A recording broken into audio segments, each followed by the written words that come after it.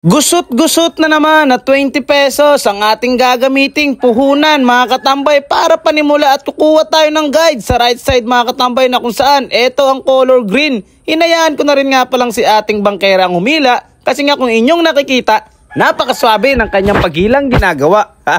Alright mga katambay, sa unang arangkada, panalo agad ang 20 pesos nating punang dala. Kaya nga mga katambay, itutodo natin ito sa right side na naman na ating magiging guide. Kukuha nga lang pala tayo ng pang-istalyo natin mga katambay dito sa bagong dating na peryahan. Kaya sa pangalawang pagkakataon, itutodo natin sa kulay orange na ating natipuhan. Muntikan pa ngang hindi lumabas mga katambay. Buti na nga lang, napakaswabe at napakasaktong paghila ni ating bangkera. Mga katambay, shoutout sa lahat ng bangkera at bangkero sa peryahan. Salute sa inyo mga idol. At dahil nanalo na naman nga tayo mga katambay, bali magiging 80 pesos na ang kaninang 20 pesos nating puhunan. Okay na ito, pang istalyon mga katambay. Pero syempre, tataya at kukuha pa tayo ng ating pandagdag pulutan.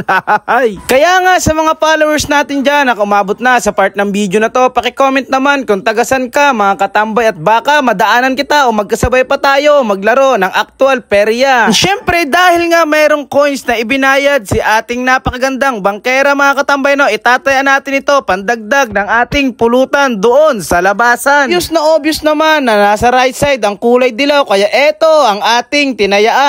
Kulay dilaw nga pala ang unang huminto o ang unang naging bungad sa atin mga katambay. At dahil nga nakuha na natin ang target natin na istalyon at pampulutan sa labasan, okay na ito mga katambay. And syempre para sa mga solid followers natin, no, na gustong maglaro kahit nasa bahay lang, para hindi na kayo mahirapan maghanap ng link o pagcore license mga katambay, yung link ilalagay ko na lang sa comment section at sa caption. So, okay na ito mga katambay. Bibili muna ako ng istalyon at pulutan. That's it.